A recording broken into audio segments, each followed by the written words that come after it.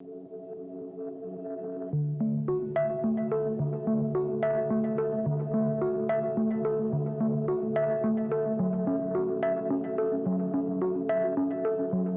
we refer to the term Nollywood, it comes with a lot of mediocrity, if I may say so, outside here. It goes with, the word Nollywood goes with overtime work. It goes with sometimes bad acting, sometimes they say Asaba, we all know what that time is. They say Asaba and all this kind of thing. More quantity than quality. But we give thanks these days now. Nigeria has been able to now we've already shown the world that we can produce and we can make as much quality as everybody else. But what hasn't changed? Now the output has changed, but what hasn't changed is how we make the films, how we treat the crew members. You get me? The crew members are still suffering.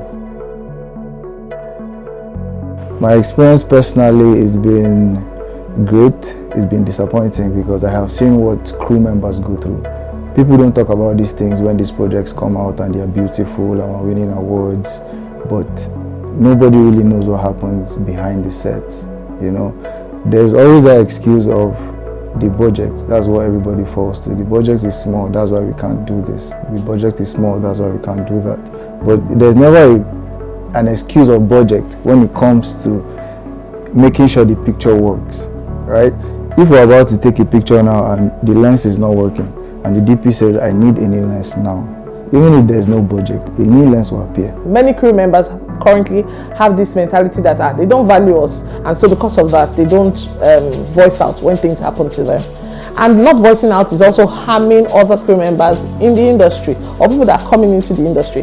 And that's why we see crew members that come on set and blow up just when something small happens because they're trying to avoid mistreatment. And as a first AD, you get the opportunity to really be behind the scenes to see how things are developed, how things are planned, from the pre-production stage with the production department, how meals are planned, how accommodation is planned, how transportation is planned, So you get to be a part of a little bit, on the drawing board for all those things because of how you're going to create, the schedule that is going to eventually involve how you guys are going to film the entire film.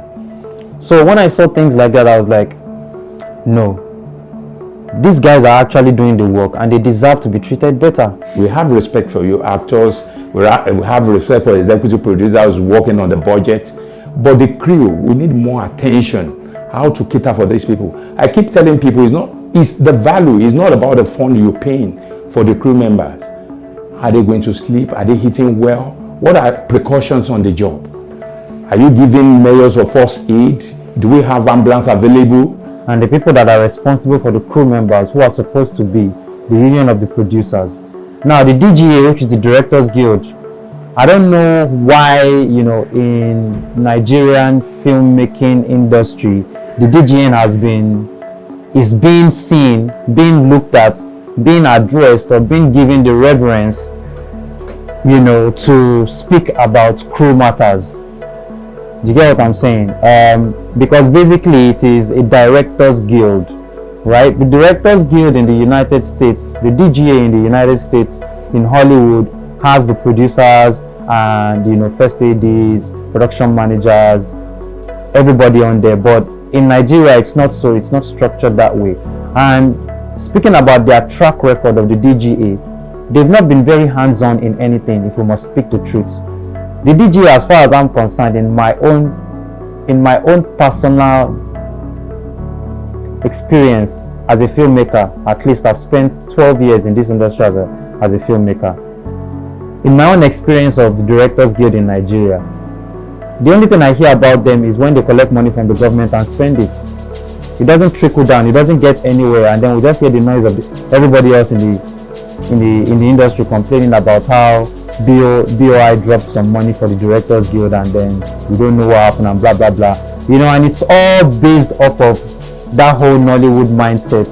There are such instances where crew members are abused, overworked and underpaid. There are such instances. There's also instances where crew members lie on producers just to gain more public pity and all of that. When I was working with some producers, We started around shooting at 9 in the morning. Around 12, I called the producer and the PM that I'm hungry. They should give me my welfare. They said I should hold on.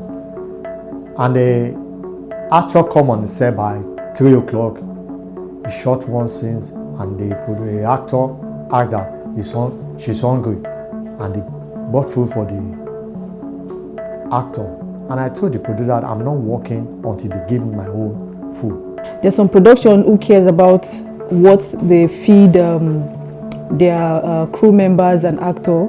There's some production whereby is what the actors are eating, that's what the crew members will eat. So while there's some production whereby the actors have different food, why they just give the contract for the crew members the food for somebody who is just learning how to cook. So to them is, if you like, eat, this is not your house. Well, I've seen actors flip because they were served lukewarm water instead of ice water, and you see producers begging. But you throw trash at crew members and not find out. How many people know that crew members have allergies? Nobody's asked. After the death of Junior Pope, if you notice, there was a viral call about safety of work, safety of health protocols and all of that in Nollywood. And guess what? All attention was on Junior Pope. May God bless his soul. However, there are crew members who died in that same ordeal. Nobody remembered them. Nobody talked about them. Nobody even knew how those crew members were eventually buried.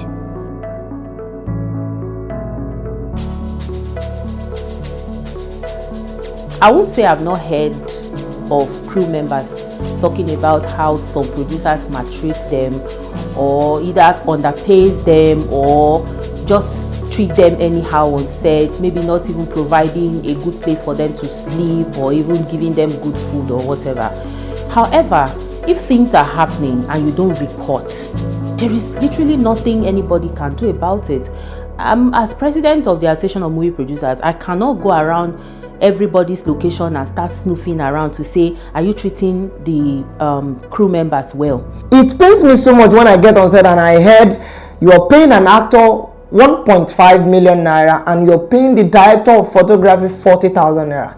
I don't think we are working with the right senses, because without a director of photography, without a camera operator, we don't have an actor, we don't have a movie.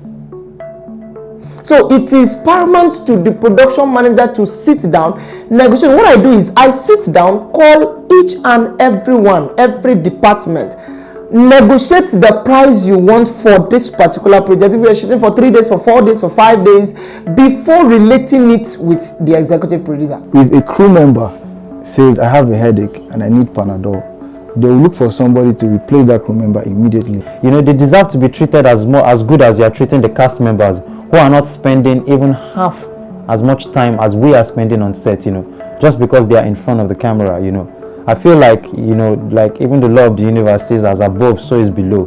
So it does not mean that because something is below, it's beneath, you know, and should be treated as such or be trampled upon. Without the crew member, there is no film. There is no camera rolling. I don't think they've done that yet, where the camera is rolling itself or AI technology is making the film by itself without any human input. I work with one of my producer, and the director is late now, Sunday Osai. When we finished shooting around 8 in the night, I went back into my room, and the producer came and told me, Charles, please, the actor could not drive late, and there is no room that I should come out from the room. Because then I don't know what to do. I have to come out, and the name of the actor is Mrs. KG Yusuf. Then she said she cannot drive, and they drove me out of the room. I have to sleep outside in the floor of the entrance to my room. That's where I slept till deep. When she was coming and she met me, she said, this is where I slept. So I have a lot of experience, because the way the producer and me personally, I don't blame the producer. It's only the PM I blame, because the PM is most of the cause of the problem you have in set. It is not really the fault of the production manager. Sometimes it is out of anxious to get a job, selfish interest that leads to some of these things.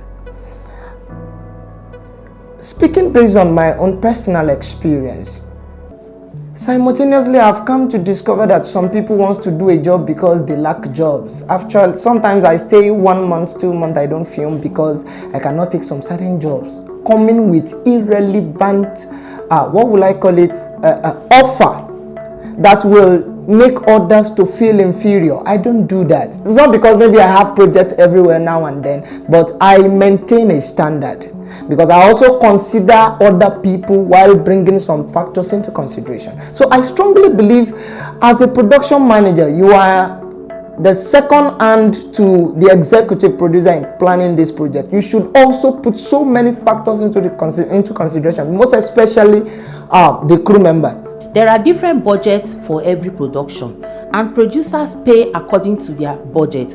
Now, what you need to do is you need to have your own negotiating power. If a producer call you, for instance, and say, I want to pay you 10,000 naira. If you cannot collect 10,000, you say no. By the time the producer go around that does not see any crew member for 10,000, the producer will increase the money and start all over again. Another thing is that they said we have to put a benchmark on to say you cannot pay less than this amount. Are you telling me, the president of producers, to go and put benchmark and make the life of my producers more difficult than it already is? I won't be the one to put benchmark. It is their association that will liaise with us and say this is the benchmark we are putting to make sure that your crew members, people that work with you, do not get anything less than this. And then we go to the negotiating table, we negotiate. There must be a monitoring system, or we should create a system to monitor what is being paid for all crew. For recently, government created, I think, Office of Creative and Minister of Creative and Entertainment.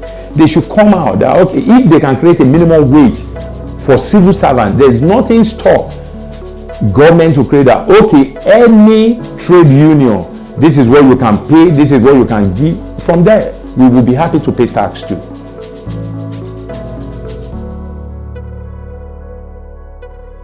Yeah, there was a job we did around this time last year. My father's shadow. It was done by Fatherland. Great project, right? Great. Everything we needed was there. As a key set PA, I had done a job before that. As a key set PA, that was my first job in 2022. I didn't really like the job because it was tedious, right? Not because the role was too heavy, but because of the production. The role was fine, but we didn't have enough tools to do what we needed to do. But when I did the same role on a bigger project, everything was everything. If we needed, say it was a period piece, it was shot in 93, the set was set in 93, so we needed everything to be set in 93. You know how tedious that can be. So if myself as the key set PA, I'm in charge of cars and automobiles on set, and I say, for this picture, sir, we're going to need 500 downfalls, painted 1993 model, right? These people will give you what you need. If you tell them, I have that amount of PAs that need accommodation, that need food, they need this, they give it to you. They make sure we don't have more than 2 people in a room. It's conducive, they respect you. You know, this same Nollywood. And I'm like, if this thing can be done, even here in Lagos, this is a crew of about 200 and something people. It's not as if we are few, so they can manage. We had several people. We would go to a particular area to shoot, and people will be wondering, is this Nollywood? Are you even sure it's a Nigerian film you're shooting? Because we're shutting down the road with decorum, giving people an alternate route to pass. We're talking to people politely. Crew members are being treated politely. You're asked what you would like to eat for lunch. You're served fruits. You're given a buffet of crafts. I'm talking in Lagos, so this one is not in Yankee. You go with your vegetarian, whatever it is you want, from top to bottom. Speaking up is also important, but we just feel that when you speak up, they might go and call somebody else. That's a fear so many crew members do have. If I speak up now, they may say, oh, I am too proud, or I am demanding too much, so let me just go and call, they'll go and call somebody else. Or because you need money, you don't have a choice, you just take anything they offer you. Even if they tell you you're going to be staying with 3 people in a room or 4 people, which is not supposed to be so, you accept it because you needed the money. So a lot of people just do the project, or a lot of crew members just do the project because of they need the money. So I think you already mentioned the problem. One perception is it. I won't call an AD, and he said, "Oh, I charge me and my crew." He brings the production management team to. So we charge 2.5 million per week. As a crew member, there's nothing wrong with you going to the set and saying, okay, these are our own guidelines, these are our own rules and regulations. If, for example, crew members have a strong body that says that has a set of rules and regulations that, okay, we do not accept this. The same way, there's a way you cannot treat actors anymore. If you treat actors a certain way now, they will come out on social media and voice out. Crew members need to do the same, not on social media, of course, but to also communicate ahead that, yes, we understand that this has been allowed in the past, but we no longer accept these things. We are no longer this way. We will come to your set and be professional, but we expect that you also extend that courtesy to us. If you are telling me I have to be the one to do that, then you are being unfair. You want my producers to vote me out. That's exactly what it means, because I must look for things that will make them sell their jobs, get funds, either grant, either loan, or whatever. That is my job. Then if any other association is complaining of something, then I'm able to say, okay, let's do it like this. I take it back to my members and say, to be honest with you, I don't think these people are asking for too much. Let's look at it this way, let's look at it this way, and then we move. Not you telling me to be the one to come and put. So it means that their own association is either not working, number one, or they are not complaining. Now, if you're not complaining, there is no way your president will know what to do. You must complain for your president to find solution. Most of the producers or whatever, most of the producers and people I've worked with, there are people that, some of them are people that are understanding, you understand. So even if there's going to be a problem or there is a shortage of rooms, you understand, the least they will do is they will call me and say, Annabelle, there's a problem. This is what it is. You know, this is how it's supposed to be. They'll just explain to me and say, I know you deserve better, but right now we are short. What can you do for us? Can you take somebody in your room? But me, I will just tell them, you understand, how many days am I taking this person in my room? You understand? If we're shooting or if we're filming for like 1 month and you're telling me that, okay, this person is coming to stay for 1 day and the person is staying more than 1 day, then I have to speak up to say, no, this is not the promise. Because me as a makeup artist, you know, our products or our hair, we keep them in our room, so it has to be safe. People should start talking, because when you are verbally abused and you have evidence, when you are physically assaulted and you have evidence and you are shut down and you did not say, this producer, this director, this person physically assaulted me on set or verbally abused me on set, and that matter is treated. If you do not report to the appropriate authorities, the process will continue. Another producer will repeat the same thing. Another director will repeat the same thing. Another filmmaker will repeat the same thing. So crew members should start talking to the association presidents, should start talking to their guild's president, should start saying it out, putting the record out there. But please, he who accuses, who alleges, has a burden of proof. So before you will go out maybe to slander somebody's name, malign somebody's name, make sure you have enough evidence to back up your claim, because that's, for me, what is important. So crew members should be encouraged to speak out and say when they feel overly abused. 2022, when I got back from Zambia, you know, I did like a free class, you know, like a free seminar, free 1-day seminar for a few people who wants to be assistant directors and filmmakers. You know, they came down to a boutique cafe in Baduri, and then we had this discussion there, and those people there, they were about 20 plus in number.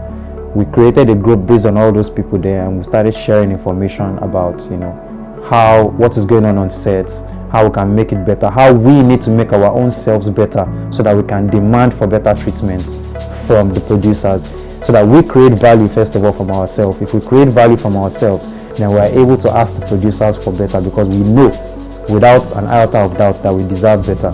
You know, so all we need is to be bettering ourselves so that we can demand better, you know, sort of like a union of filmmakers who want to better themselves so that they can ask for better things. So that now spiraled last year, from 2022 last year, into, you know, what we now call NFCC, Nigerian Film Crew Community.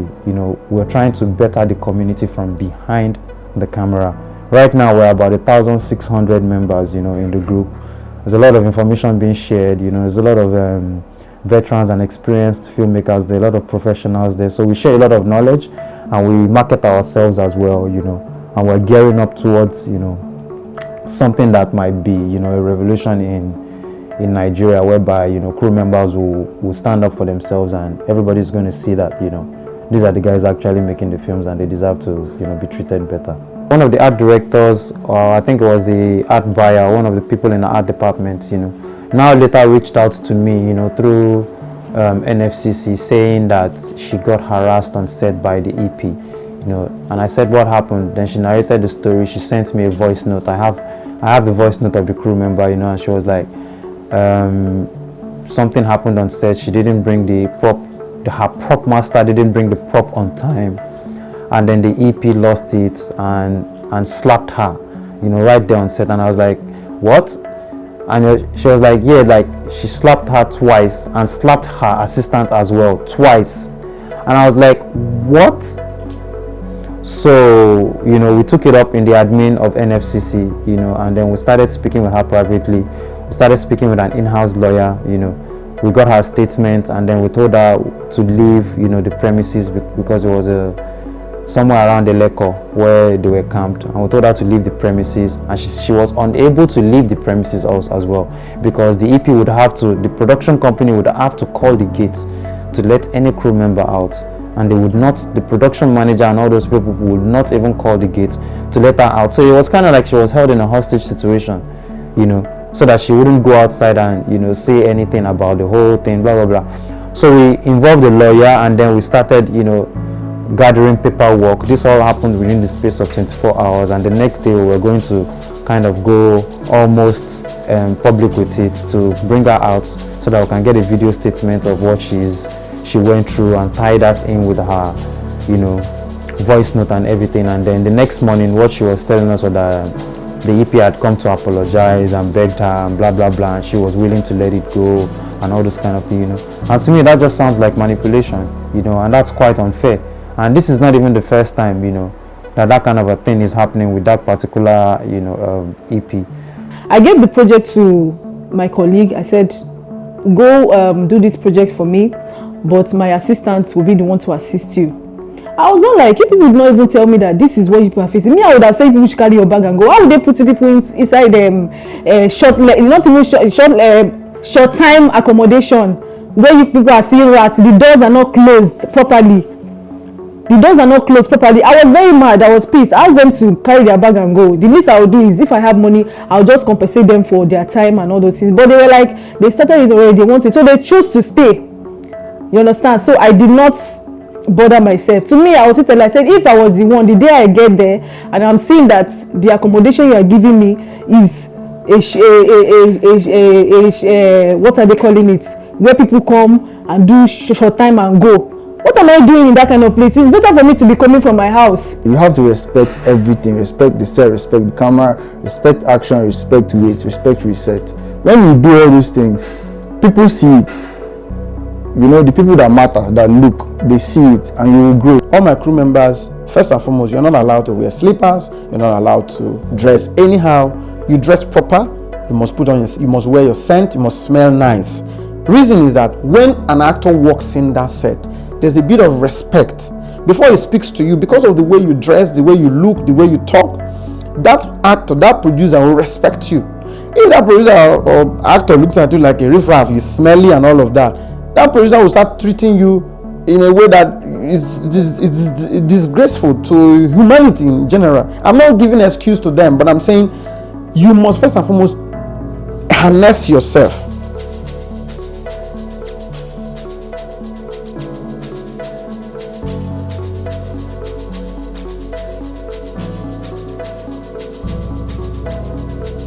All these associations, they need to come to create a standard in terms of what to be paid for a PA, even for director, for even the caterer on set, that this is the standard. That okay, if we are working on a project for this kind of a film, if this budget is so amounts. This is the standard of the DOP that need to work on this project. If this is the budget we are working with, this is the standard what you should pay for this kind of sound person. If the association can come together, the producer, the directors, the technical director association, all this association come together that, okay, for any project, let's have certain amount that must be paid. The solution is that if our leader can let us do it in our own way, because if you say we want to do it, our leader will not accept it. They will say, just, well, it will not work.